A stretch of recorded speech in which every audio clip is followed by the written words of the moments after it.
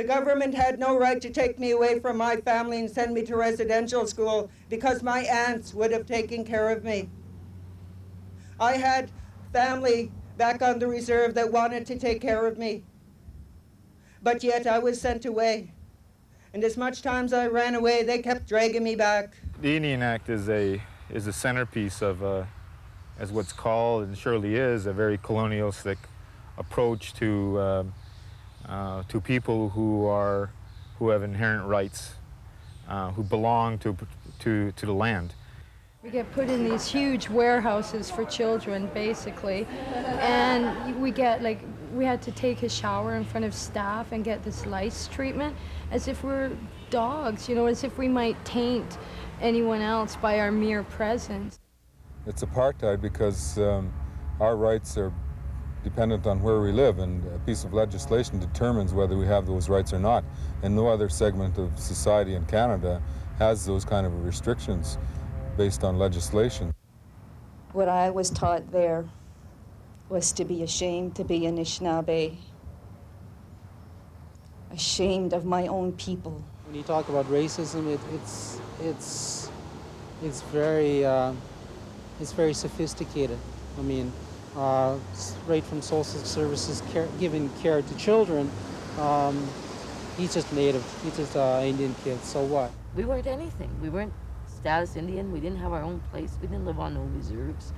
We always lived on the outskirts of town. Really poor housing. I spoke my native language when I was quite young, but I lost it going into that home because they had their strict Catholic values that they were forced upon me. There was a saying that once someone left to come down to Vancouver, that we would not see them again until they came home in a box, and that was true. I don't know what it's gonna take for them to listen to us.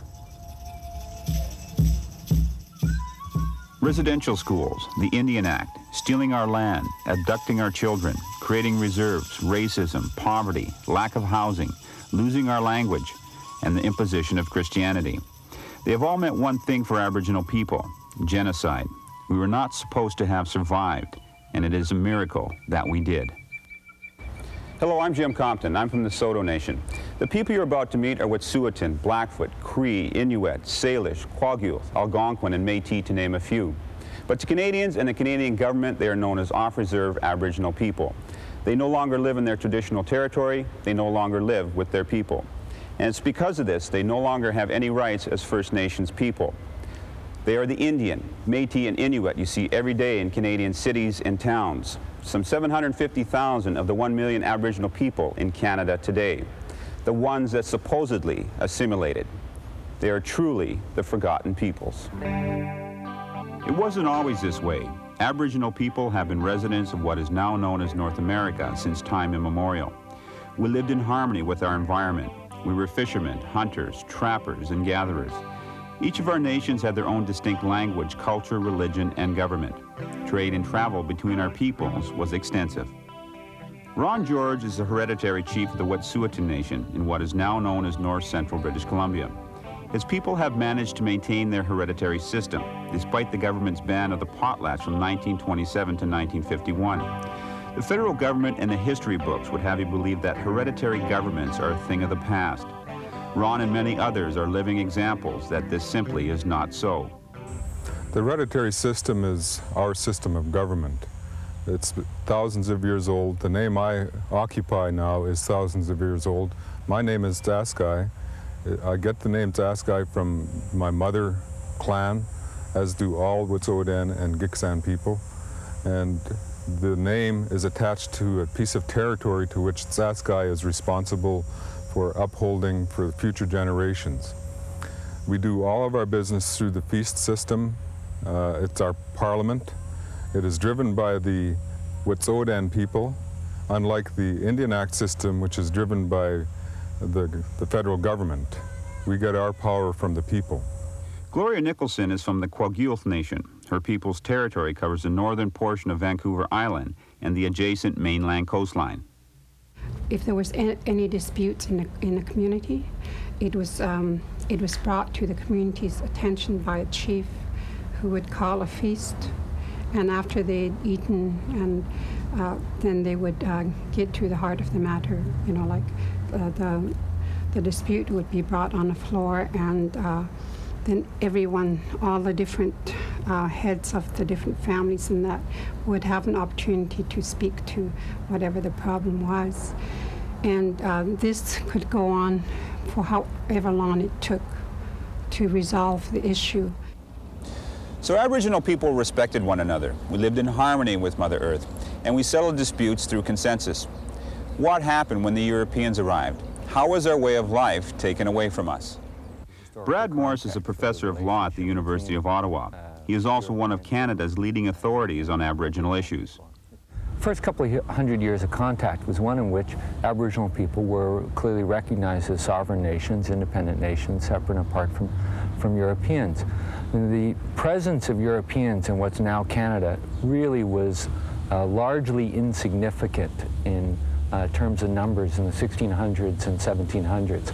The Aboriginal people completely dominated in population terms and also in terms of use of the land. So the relationship was one struck through treaties between French or British Crown and Aboriginal nations. Now, with the arrival of Europeans in large numbers after the American Revolution, both through the United Empire Loyalists moving northward from the newly independent United States, and the subsequent waves of immigrants from Ireland, Scotland, and England in particular, we started to get a change in the pattern. And by the 1820s and 1830s, we now had hundreds of thousands of Europeans moving in and needing land, wishing land, and they were acquiring it by way of treaty or simply by way of occupation. To Aboriginal people, the land was the very basis of their existence. We took only what we needed. But to the administrators of the time, land was of no value unless it was exploited and used for their own personal wealth. So if European civilization was to prosper, the Indians had to be moved out of the way. With the impact of disease and the dispossession of our lands, strong and healthy nations were reduced to weak and dependent ones. For the last 115 years or so, we've really had a history of very active federal governmental intrusion in the lives of Aboriginal people and a very paternalistic approach towards dealing with Aboriginal people. The colonialists' thinking at the time was that if Indians were going to survive, they would have to become like Europeans. And so in 1857, they came up with the first piece of legislation controlling the First Peoples. It was entitled An Act for the Gradual Civilization of the Indian Tribes in the Canadas. Its purpose was to encourage Indians to become Canadian citizens and no longer regard themselves as Indians. In essence, it said Indians couldn't become Canadian citizens unless they renounced their own identity as Aboriginal people. But the enfranchisement process didn't work fast enough. There was still an Indian problem. So in 1876, legislation concerning Indians and Indian lands was consolidated into the Indian Act. The Act contains 100 sections to permit Indian life to be controlled in detail. No respect was paid to Indian cultures or beliefs. The Parliament felt it had the ability to define who Indians were and who they weren't, to impose restrictions upon them as they wished. So we see in the Indian Act provisions that said, for example, anyone who gets a university degree ceases to be an Indian. Anyone who becomes a minister in a religion, an architect, a lawyer, some professional, ceases to be an Indian. That it's illegal for Indians to pursue land claims, to pursue their rights in Canadian courts. That if they leave the country for 5 years or more, they will cease to be an Indian. If it's a woman and she marries someone who is not a registered Indian, they may be Indian or maybe Métis, but if they're not recognized as that by the federal government, then that woman will cease to be an Indian. In Canada, including the sea waters and the land and the fresh waters, you're talking 10 million square miles of territory. They were successful, if you want to call it success, in reducing our access to all those things that made us healthy, all those things that made us who we are, to less than 15/16ths of 1% in terms of land base. And as a people, we can't survive on that kind of land base. And if you can't access it for the purpose of building homes, if you can't access it in terms of feeding your family, you then become very, very dependent. And when laws like the Indian Act are designed to make it illegal for you to do that, to make it illegal for you to survive as a people, then you got a real problem. They reduced our territory by creating reserves, pockets of resource-poor land on what used to be our traditional territory. In South Africa, the colonizers did the same thing. The black South African majority live in the government-created homelands or are migrant workers in the cities. What Canadians don't know is that the South African government came to Canada to study the Indian Act and the reserve system in the 1920s and 30s, and then implemented apartheid in 1946. The two systems are too similar to have been independent inventions. Before the apartheid laws came into being, the National Party sent their people out here to Canada to study the reserves and the Indian Act. And the Bantustan policy in South Africa is modeled after the way the Canadian government, quote, solved the problem out here. George Lai Tom is of Chinese ancestry, but his people were taken to South Africa as indentured laborers to work the gold mines. Like black South Africans under apartheid, he was considered a non-white and had absolutely no rights. He is a member of the African National Congress and lives in exile in Vancouver, British Columbia. The intent of both policies was a matter of control, to take over the land of the original people. And how do you do that? You do that by taking power away from them. And this is what's happened in both cases. You assimilate a minority and do away with their culture. In South Africa, you do it through repression, and you take over power and tell people their culture is of no value at all. So you have the same kind of situation where you've actually taken political power away from people, and you've taken their land away from them, and you've taken their resources and you've used it for yourself. We needed passes to move from reserve to reserve, or to move off reserve, and we couldn't enter into white establishments up until early and late in the 60s. I remember being kicked out of restaurants and forbidden admission into other establishments, and so that's apartheid. Rights are derived based on where you live. Your color makes a difference on what your rights are, and it's still a law today. Canadians must know the Indian Act is an apartheid law. The authors of the Indian Act also understood that to truly destroy our nations, they had to get to our children. And so they created the most inhuman of their laws, mandatory attendance at residential schools. Indian children were separated from their families for 10 months out of the year. They could not speak their own language, or they were punished. They were taught to be ashamed of who they were, and in many instances, they were physically, mentally, and sexually abused. Sister Ferdinand made her, in front of all of us kids, dig in a slop pail of garbage and take out a little piece of lard that she had thrown away, and had made her eat it. Every night she would drag her out with a hanger, put her on the toilet, and whip her and whip her and whip her to try and make her go to the bathroom there. Sister Helen of Troy would take our cousins in front of the class and strap them on the arms until Sister Helen's face was red and the children's arms were welted. In social studies, Sister Helen of Troy taught us that we were savages, that we had massacred and tortured her missionaries when they had come to teach us the Word of God. She neglected to tell us that we were once a healthy, wealthy people. She neglected to tell us of our peaceful life and our democratic ways. As residential schools were being phased out, another method of destroying Aboriginal families was implemented. For the past several decades, child welfare agencies removed thousands of Aboriginal children from their homes and placed them in foster care institutions or had them put up for adoption in non-Aboriginal homes. Most Aboriginal children lost contact with their families and consequently their Aboriginal identity. Recently, last year I guess, around December, I got in touch with my dad, and I found out what kind of Indian it was, and I didn't know till then. And I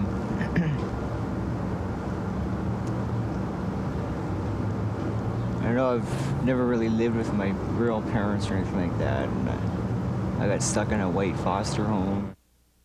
It wasn't fun. I didn't feel like I fit in. And there's a lot of physical abuse. I guess I stayed there till I was about 12, and things were getting too rough and I couldn't handle it, so I ran away and lived on the streets. Living on the streets, prostitution, alcohol and drug abuse, suicide and violence. This is how our people are living and dying. And for every one of them, there are thousands more with the same stories. We spent time with 4 such people in Vancouver, British Columbia. They are a few of the lucky ones because they survived. Frankie Doss is 27 years old. He's from the Statnium Nation, and he comes from a line of hereditary chiefs. Frankie lost both his parents when he was a young boy and was sent to residential school, where he was sexually abused repeatedly. Both his parents had been sent to residential school as well. Frankie came to Vancouver when he was 19, and with nowhere to go, he ended up working the streets to stay alive. What I'd do, like on a day-to-day basis, is I would save a bit of money. Okay, after the bars closed, I'd come out, I'd pull a date, and what money I had, I would go shopping, get, you know, whatever I needed for, you know, just to get by on the day, you know, one meal, buy a bottle or buy a case of beer, or buy a gram of pot, and go back to my hotel room and, you know, just kind of numb myself enough to come back out and continue the process. I was at a point where I didn't really give a shit. I didn't really care. It's, you know, I was drunk, you know, it just kind of numbed the pain, and it's, you know, I didn't, you know, I made a point of not thinking about my family, not thinking about my parents who have been deceased for a long time, but still, it's like, they wouldn't have wanted me to go through this, you know. Roland Barry was 4 years old when he saw his father murdered. He, along with his brothers and sisters, were apprehended by Children's Aid, and none of them stayed together. While living with his foster family, he was physically, mentally, and sexually abused. Every time she was disciplining me, she'd say, shame on you, Roland Arthur Antoine, shame on you. And I got the sense of shame in myself. I was ashamed of being Native. And I don't know, over the years it started getting worse and worse. And then when I was in grade 3 and I was 9 years old, their oldest son started crawling into bed with me. And so I was getting this, I was taught to be ashamed of myself. I was getting abused and I really thought low of myself when I was a little boy. And then their son started sexually abusing me. See, the only affection I was getting was from him, and it wasn't the proper kind of affection. I came to Vancouver when I was 21, and that's when I met Frankie. And I started working the streets. It was like, to me, selling my body on the street was like no worse than getting abused by their oldest son when I was living with them, right? So I figured, hey, if I'm gonna get abused, I'm gonna get paid for it. Sherry Kingsley is Métis. She was taken into state care at the age of 10 because of abuse at home. She spent 8 years in care and had over 20 placements. And then she was left out on the street on her own at 18, where she too became a prostitute and a drug addict. The majority of the kids that I grew up with in care were Native, and I didn't look Native. And I looked at that as an advantage because Natives were like in care, were like sort of encouraged not to continue their heritage. The Native children that were in my group homes and stuff like that, they were given the choice of like, you know, have sort of a good life on the reserve or be like a low rung in society if you want to, you know, live in a city or something like that. And I mean, I'm finding out now that like abuse isn't part of the culture of being Native. Alcoholism isn't part of the Native culture. That's something that someone else brought to the culture. That the Native culture is not about that. They believe in children. They're very nurturing. They're nurturing towards the earth. They're nurturing towards their children. They're nurturing towards the elderly. I mean, it's a whole community based on respect for life. And I can't tell you what that means as someone that always was ashamed of it. Barbara Jeffrey is part Inuit and part Blackfoot. As a girl, she knew only violence, racism, and sexual abuse in the extreme. 5 of her 10 brothers and sisters have committed suicide. She has tried to take her life many, many times, and so it is truly a miracle that she is alive today to tell her story. I consider this to be, they sold me, right? Was to this German man. And this German man raised me from the age of 7 till I was about, I guess about 15, 16 years old. And I'd give him sexual favors, you know, and he'd give my parents, like, I don't know, $300, $400 a month for taking care of me. I remember, like, being in some of these hotel rooms in Vancouver and feeling really, really scared as a little girl, and remember crying and crying and crying and being forced to, you know, to give head and to do those things, you know. I don't think I remember any kindness in my life when I was a little girl. You know, I didn't have, because I'm not a status Indian, you know, I don't have that little thing that says that I'm an Indian, you know. So I was like a half-breed to everybody, you know, so I couldn't hang out with Indians, and white people wouldn't hang out with me, so I didn't have anybody.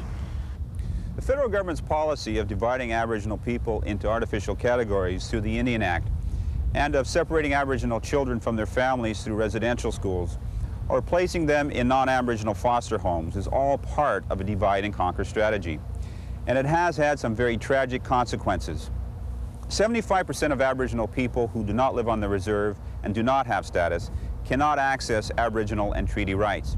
They have been disenfranchised politically and have been removed from any entitlement to land claims. But as Brad Morris points out, this is not only wrong, it is illegal.